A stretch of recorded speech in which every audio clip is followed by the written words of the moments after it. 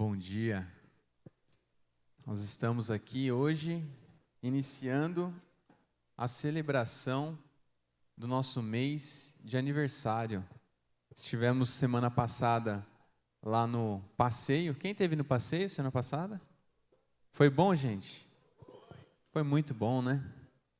Coisa boa, os irmãos em alegria, em comunhão. Uns irmãos no campo acabaram sendo mais felizes que outros, né? Alguns saíram do campo tristes, outros saíram felizes. Tristes porque perderam, felizes porque ganharam, mas todos se divertiram. Teve gente que foi para a piscina, eu não fui para a piscina. O Saulo estava dodói, se eu tivesse ido para a piscina ele ia querer ir junto.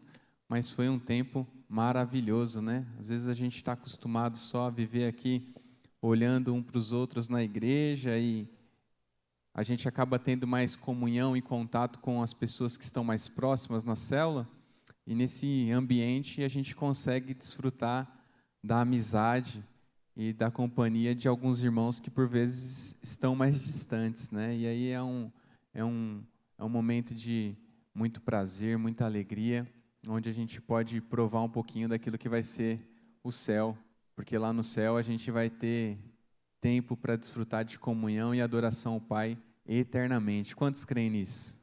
Amém. Viveremos juntos isso, amém? Assim que Ele voltar, nós iremos com Ele reinar em glória. Queria pedir para os meninos deixar aqui o nosso logo. Nós estamos há 17 anos construindo história, e isso independe se você está aqui desde o primeiro culto que aconteceu num sábado, ou se você está aqui visitando hoje. Nós estamos construindo história juntos, nós cremos nisso. E esse tema que nós vamos trabalhar durante esse mês, ele é muito importante para nós entendermos, né? Ano passado nós falamos aqui do Deus Yahvé, e esse ano nós estamos falando de origem, para entendermos qual é realmente o ponto de partida da nossa vida. Tem uma frase que um amigo meu disse, inclusive aqui uma vez, que me fez refletir muito profundamente. Porque quando nós pensamos na frase assim, ó, em Adão nós... Qual é a primeira coisa que você responde? A maioria das vezes, quando nós falamos de Adão, e quando nós falamos em Adão nós falamos que em Adão nós pecamos. Nós caímos, nós fomos levados ao erro, mas aquilo que nós deixamos de lado é que em Adão nós fomos formados, nós fomos gerados, nós fomos desejados, nós fomos moldados. Adão foi a obra de Deus da criação, aonde Deus se importou em colocar as mãos. Tudo mais ele só ordenava. Vocês lembram bem, haja luz, haja terra, haja mar, tudo ele mandava e ordenava. E Adão foi a única coisa onde ele decidiu colocar a mão, formar e deixar exatamente do jeito que ele queria. Assim como Eva, que foi gerada da sua costela. Então, é importante a gente olhar para esse início de uma outra forma. Nós somos conduzidos a olhar para essa situação como uma situação de perca, porque realmente houve uma separação, mas nós já estamos aqui, né? Já recebemos um spoiler muito grande do que acontece depois. Depois vem alguém que restaura esse relacionamento e nos leva de volta para o lugar que nós nunca devíamos ter saído, que é a filiação do Pai. Então eu queria ler com vocês rapidamente Gênesis 3:8, o versículo A, onde nós vamos ver um Deus, um Pai, que caminhava até o Éden para ter relacionamento com o homem e a mulher.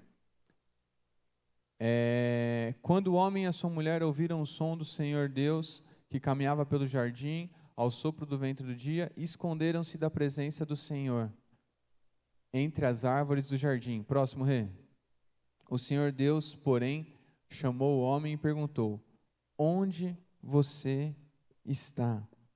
Então nós vemos aqui um Deus que foi até o jardim para se relacionar com o homem e a mulher, para ter um tempo com eles. E quando ele fez aquilo que ele sempre fazia, ele não os encontrou. Deus não sabia o que tinha acontecido? Sabia. Deus não sabia onde eles estavam? Sabia. Mas Deus, ele tinha um relacionamento e ele quis deixar claro ali para o homem que algo havia mudado. O homem se escondeu, o homem cobriu as suas vergonhas, costurou figueiras, mas aqui fica claramente descrito que algo mudou. Então, meus irmãos, nós estamos há 17 anos aqui com fidelidade, testemunhando neste bairro, nós estamos nesse mesmo endereço, nesse mesmo lugar, nós estamos nesse marco significativo, nós temos sido farol, temos sido ponto de refúgio, ponto de consolo. Quando nós olhamos para trás, nós percebemos que a mão de Deus nos sustenta, nos guarda, nos faz continuar avançando. Só que, quando nós olhamos para frente, quando nós olhamos daqui até que Jesus volte, daqui até que Ele venha, se nós não entendermos quem somos, da onde saímos, para onde voltaremos, nós não vamos conseguir desempenhar completamente o nosso papel. Nós não somos apenas criaturas, nós não somos apenas algo feito. Através de Jesus Cristo nós somos filhos de Deus. E eu queria ler com vocês João 1, do 1 ao 3.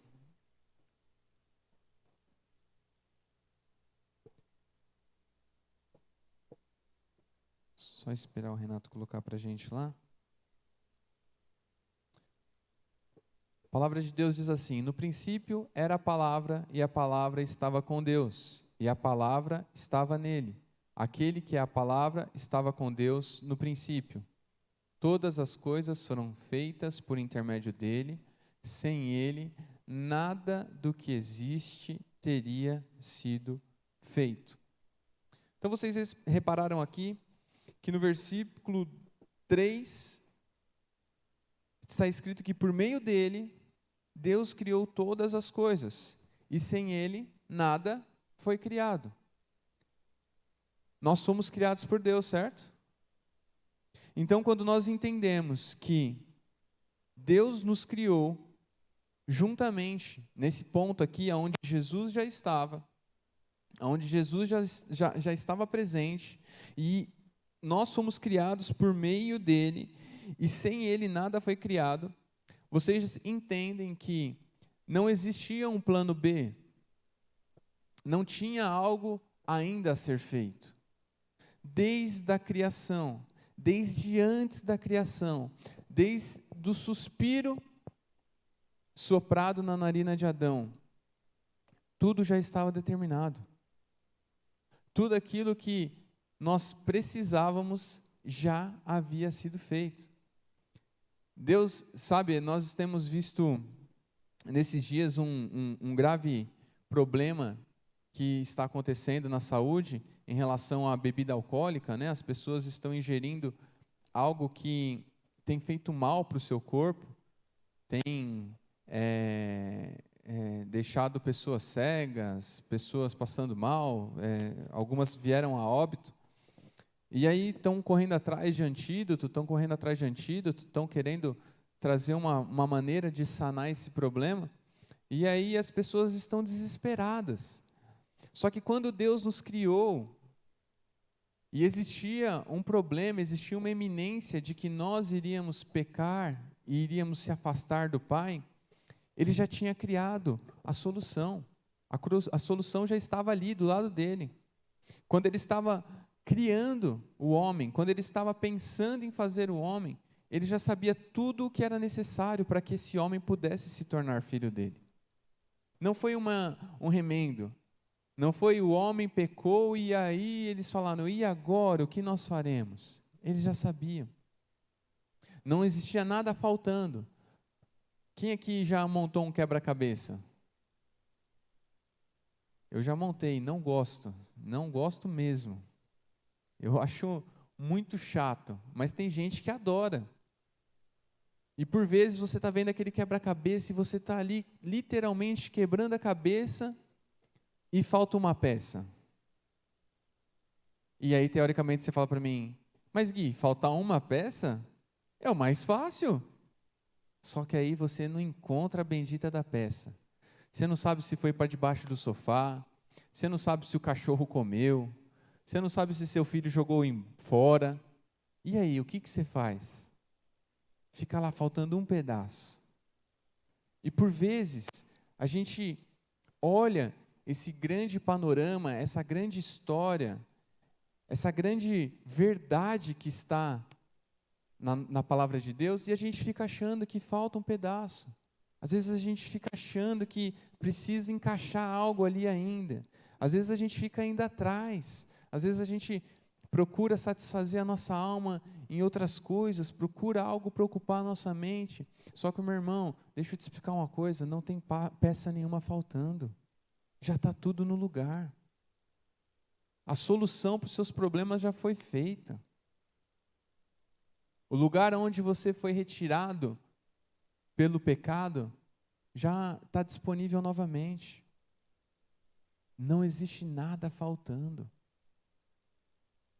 Por vezes você pode estar olhando sua conta bancária e falando, puxa vida, mas podia ter um pouquinho mais. Por vezes você está vendo as contas chegando, a reforma que você precisa fazer, e você está, meu Deus, e agora? Meus irmãos, não existe nada faltando. Aquele que é a palavra já existia, e a palavra estava com Deus, e a palavra era Deus. Ele existia no princípio com Deus, e por meio dele, Deus criou todas as coisas, e sem ele, nada foi criado. Você percebe que esse tempo aqui é um tempo onde não tinha tempo, é um tempo sem tempo. Isso aqui é quando? A gente não sabe dizer. Deus estava ali, junto com o Filho e com o Espírito, e decidiram criar algo. A nossa origem ela é muito mais profunda do que simplesmente fomos criados. Eu sei que quando nós lemos a palavra de Deus aqui, a Bíblia, por vezes a gente tem a impressão das coisas serem rápidas, corridas, né? Uma seguida da outra. Mas passou-se tempo, demorou, teve tempo, foi passando, foi passando. Você pega Gênesis, né? Gênesis 1, 2, 3, já criou, já caiu, já foi embora, já pecou. Só que tem uma história por trás. Existe mais ali um tempo, existe relacionamento. E isso tudo foi criado e gerado para um propósito eterno. A verdade da queda do homem só traz uma certeza, de que realmente, quando o homem acha que está no controle, as coisas não vão bem. Nós saímos de filhos para inimigos, por causa de uma escolha. Romanos 5,10, vamos abrir lá? Romanos 5:10. A palavra diz assim: pois, se quando éramos inimigos de Deus, fomos reconciliados com Ele por meio da morte do seu Filho, quanto mais agora, tendo sido reconciliados, seremos salvos pela sua vida. Esse texto aqui, ele nos traz uma certeza e uma tranquilidade, uma esperança de que nós seremos salvos. Mas o texto é claro no início dele. E ele diz que éramos inimigos de Deus. Nós nos tornamos inimigos de Deus por conta do pecado. Alguém que havia sido criado para se relacionar, para ter intimidade com o Pai, para viver no jardim, passou de amigo para inimigo.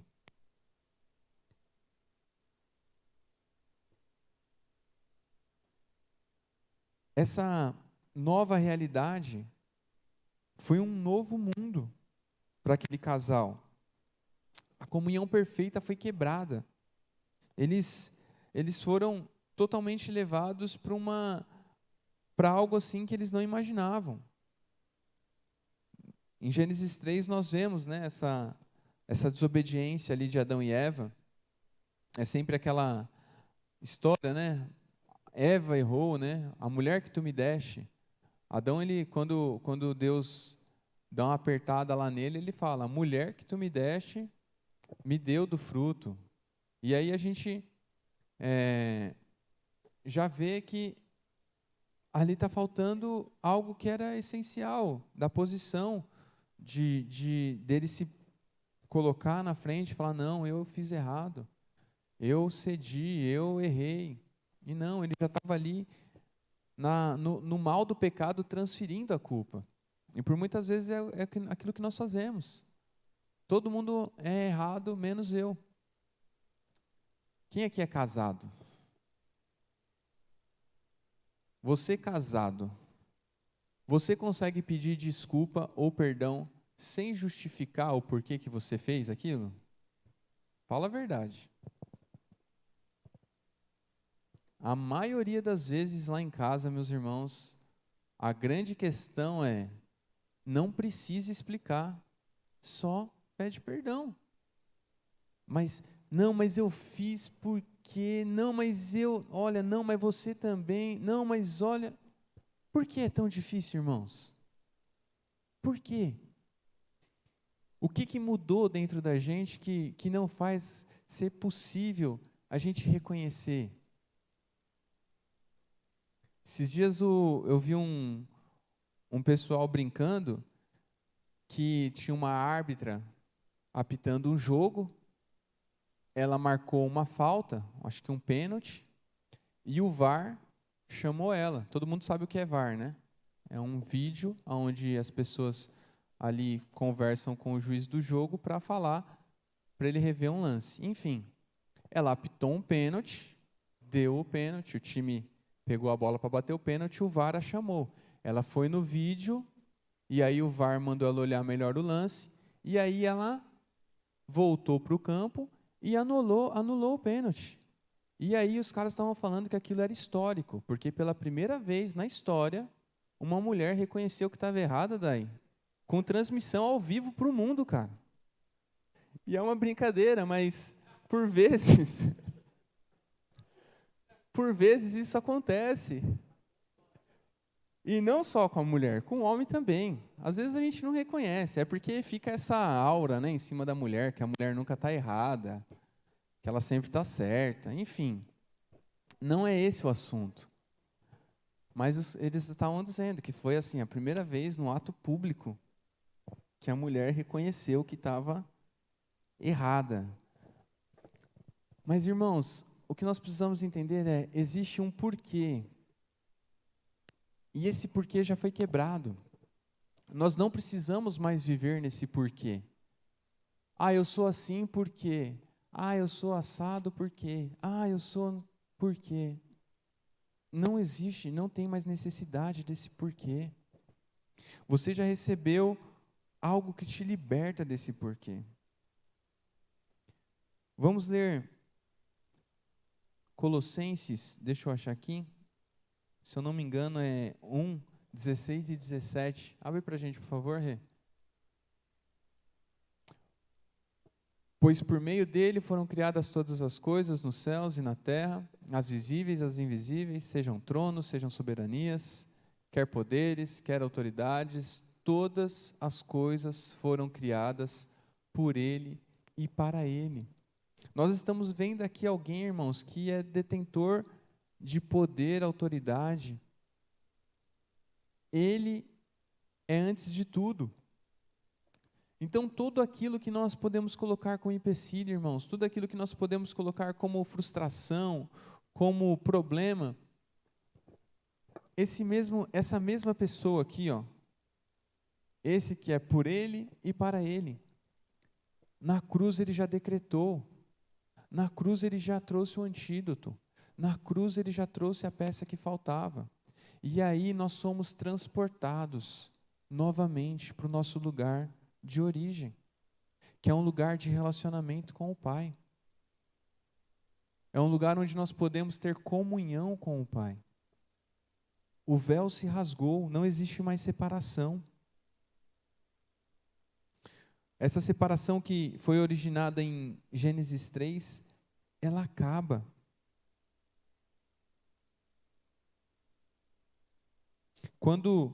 Se nós continuarmos lendo João, nós vamos ver que, ali perto do versículo 14, a palavra começa a dizer de quando ele desceu à terra, que ele se transformou em carne.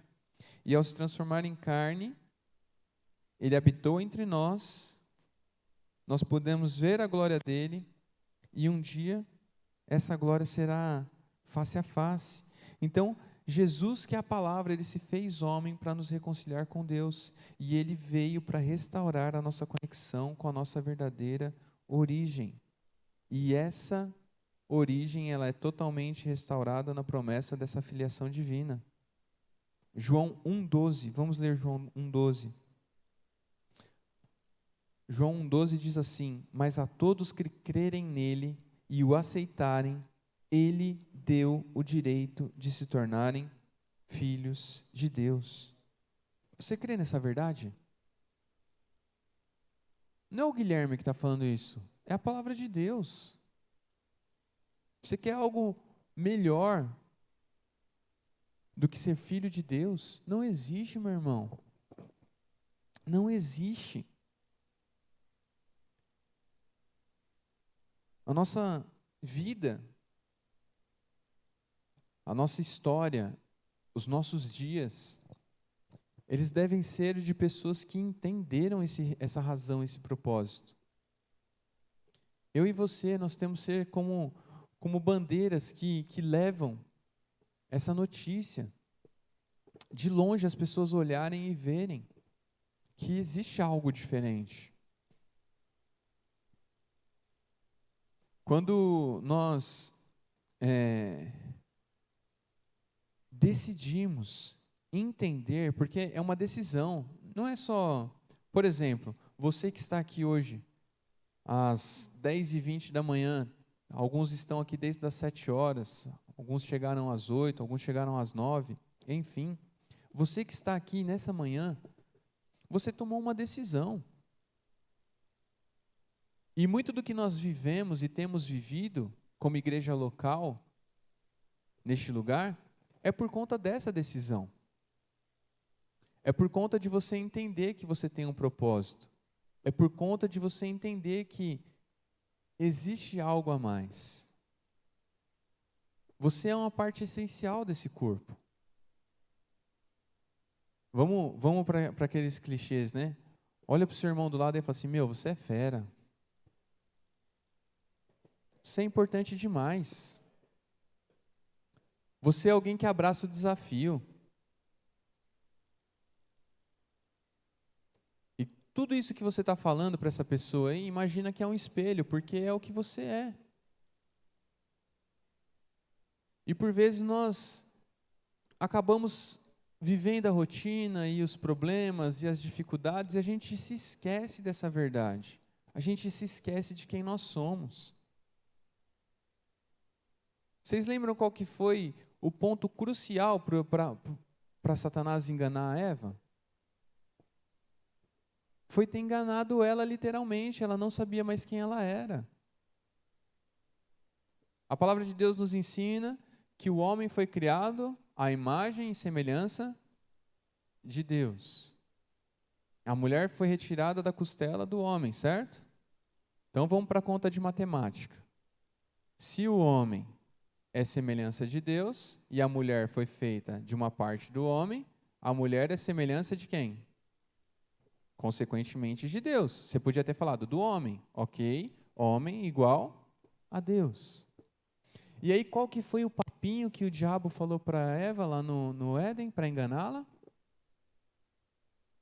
Ele não quer que você coma, porque se você comer, você vai ser como ele.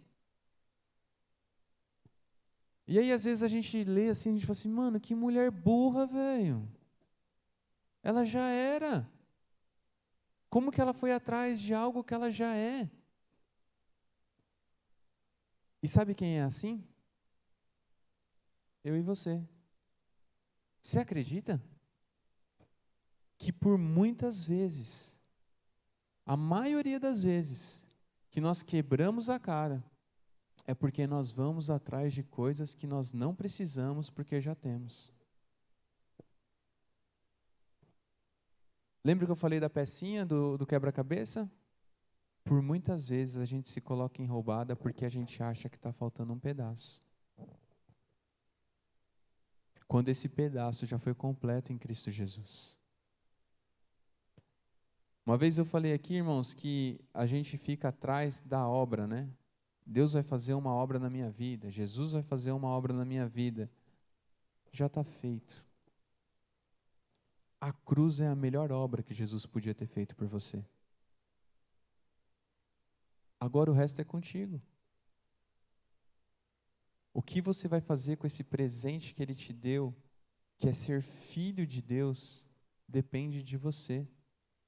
O seu testemunho, o que você vai falar, como você vai viver, depende de você.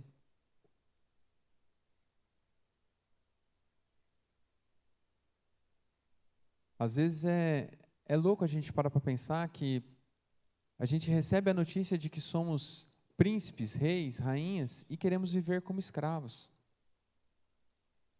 E meus irmãos, eu não estou falando que ser escravo do amor de Cristo, isso é maravilhoso, nós precisamos ser. Eu estou falando como mola propulsora da vida. Como nós encaramos a vida. Essa semana eu estava conversando com um amigo e ele me deu uma notícia muito ruim. Só que ele me deu uma notícia muito ruim. Eu estava falando com ele pelo celular, né? Mas é como se eu estivesse vendo ele. Ele me deu uma notícia muito ruim, como se estivesse rindo. Você, Gui, aconteceu isso aqui, ó. E aí, tipo, né? Eu na minha carnalidade, na minha humanidade. Poxa, mano, mas nesse momento tão difícil, nesse momento de tanta responsabilidade. Aí ele me respondeu, pois é só mais uma oportunidade de eu mostrar o Deus que eu sirvo. Aí eu já entendi tudo, eu falei, mano, obrigado, viu, por me edificar, você é muito melhor que eu, velho. Mas nós precisamos entender quem somos, quem nos provê, quem é por nós, quem desejou que fôssemos filhos novamente. Nosso destino estava selado, irmãos. Mas alguém decidiu que mudaria. Já estava feito, já estava determinado, já estava criado. É só a gente entender e viver. E aí, por muitas vezes, nós que julgamos, falamos, nossa, mas como Adão e Eva foram errados, nossa, mas como Adão e Eva faltou inteligência, e a gente continua perpetuando as mesmas coisas, sendo que nós temos muita informação, sendo que nós já entendemos que Jesus morreu na cruz, sendo que nós já entendemos que existe libertação. Esse lugar, irmãos, de relacionamento, o nosso lugar de origem, está disponível.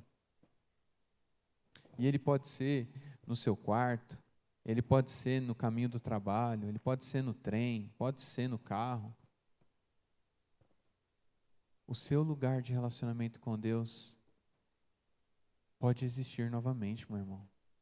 Não viva como se você fosse indigno. Não viva como se você não pudesse entrar na presença do Rei. Você pode.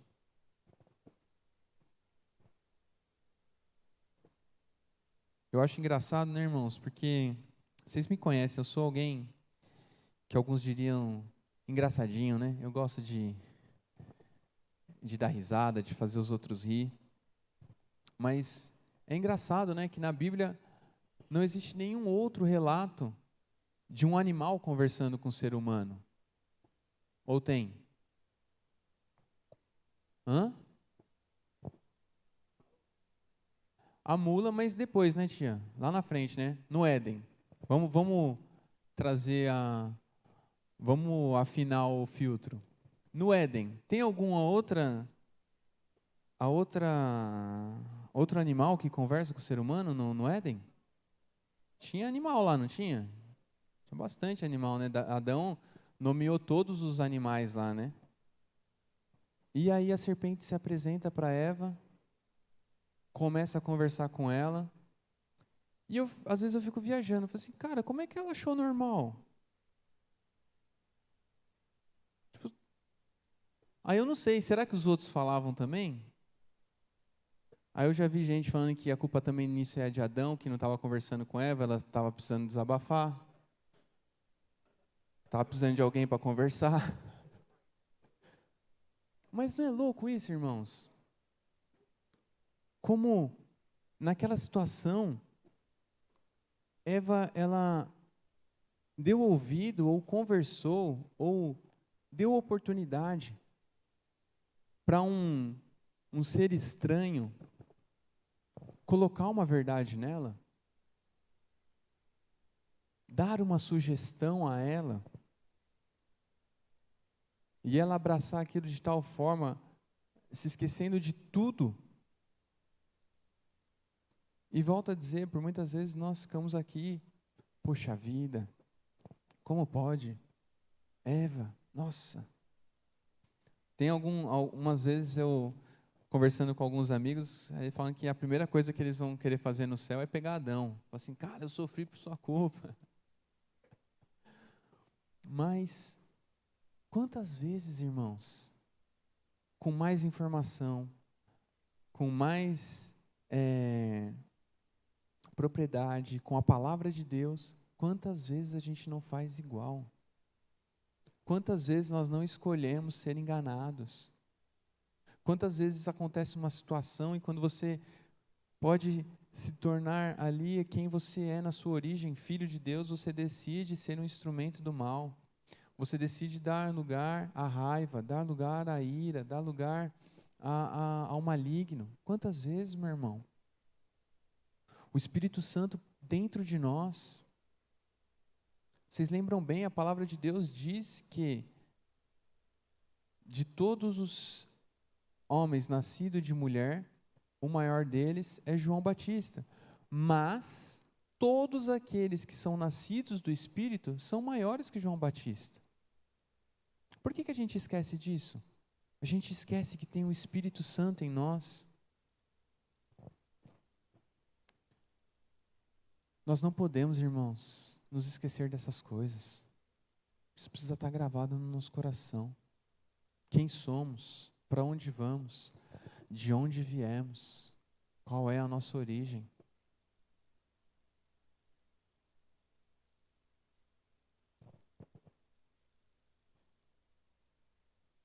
É muito engraçado, né, irmãos, quando nós conhecemos as pessoas,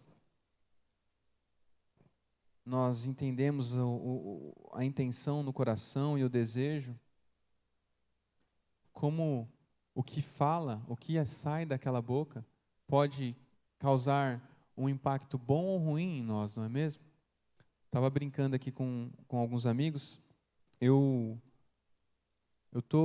como eu compartilhei com vocês, já faz um tempo, eu voltei a me cuidar, a fazer exercícios e tal, e esses dias estava lá na casa da minha avó, e aí, minha avó, alguns conhecem minha avó, né? Minha avó é conhecida por fazer coisas muito gostosas, né? Tanto salgado quanto doce, ela faz coisas muito gostosas. Enfim, aí eu estava lá, ela olhou para mim, aí uma cara de pena, sabe, irmãos? Cara assim de dó. Aí falou para minha mãe assim, nossa, Anice, mas o Gui tá magro, né? Mas ela não falou por mal, achando que eu estou doente, mas porque ela quer o quê? Ela quer que eu vá lá. E se ela fez bolo, ela quer que eu acabe com o bolo. Se ela fez macarrão, ela quer que eu acabe com o macarrão. Se ela fez pudim, ela quer que eu acabe com o pudim. E eu não tenho feito isso, então ela está chateada, porque aí ela acha que ela não está fazendo bem ou que eu não estou bem. Aí minha mãe ainda tentou dar uma desbaratinada, não, mãe, veja bem. Mas ela quer me ver como? Não vou falar gordo, mas ela quer me ver fofinho. Não, calma, eu não vou falar de você, mano, calma, fique em paz. Brincadeira, irmãos, estão brincando com meu irmão. Mas, por vezes, a gente pega o que a pessoa fala para nós, e aí entra, nossa, podia chegar em casa, né, e falar assim, nossa, amor, você viu o que minha avó falou de mim, cara? Ela nem reparou que eu estou fazendo academia, ela falou que eu estou magro. Podia ter acabado comigo, mas eu entendo que o desejo dela é que eu coma as coisas que ela faz, é o prazer dela. E eu estou usando um exemplo bem besta aqui, tá, irmãos? Bem bobo. Estou sendo bem bobinho aqui para tentar fazer você entender o quanto a palavra de Deus é real quando ela fala que quando seus olhos são luz, tudo mais é luz. Se você decidir entender quem você é e olhar para as situações com posse de quem você é, você vai poder passar a acreditar que tudo coopera para o seu bem. Sabe o exemplo do amigo que eu dei aqui? É isso. Tudo coopera para o meu bem. Cara, essa notícia é horrível, essa notícia é ruim, mas tudo coopera para o meu bem. Eu vou estar num lugar melhor, eu vou ficar bem, vai dar tudo certo. É isso, crer. Saber que por conta de quem te deu a identidade de filho, as coisas vão fluir. Não é por causa de você, mas é por causa de quem está em você. E às vezes a gente fica com esse problema de se achar soberbo, né? Esses dias eu estava conversando com um amigo, eu falei assim, cara, eu quero fazer tal coisa e o negócio vai dar certo. E não é porque o negócio é bom não, é porque eu vou estar no negócio. Eu sou filho de Deus, vai dar certo. Deus vai dar um jeito de dar certo. E a gente precisa ter essa convicção de quem nós somos, irmãos. Nada mais pode nos separar. Nada mais pode nos separar. E às vezes é só uma questão de decisão.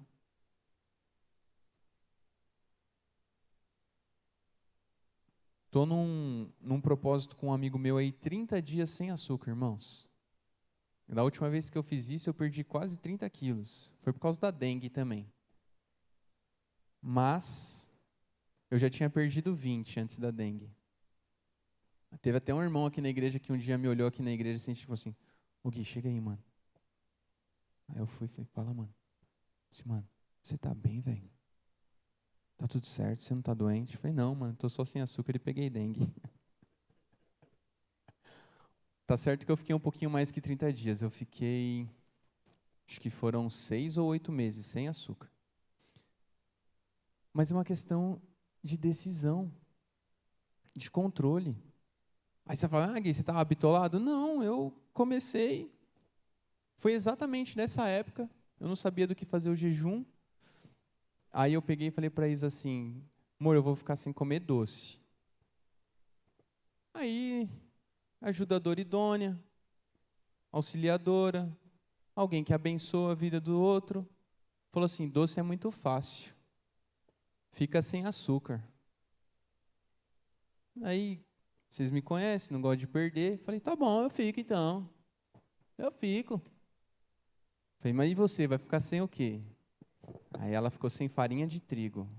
E de 90% das coisas que a Isabel gosta de comer, não, de 100% das coisas que a Isabel gosta de comer, acho que 90% é farinha de trigo. É pão, macarrão, tudo que tem farinha de trigo. Enfim, eu fiquei uma semana, irmãos, eu perdi, você pode falar que é mentira, que não sei o quê, eu não estou mentindo não. Em uma semana sem açúcar, eu perdi 6 quilos. Aí, na outra semana, eu perdi acho que 4, aí depois eu perdi os 20 no total, né, até o final, e depois eu peguei dengue. Aí eu perdi 30 quilos, eu estava assim... Mas foi uma decisão, irmãos. E às vezes a gente acha que a gente não consegue tomar decisão. Você consegue. Você precisa decidir.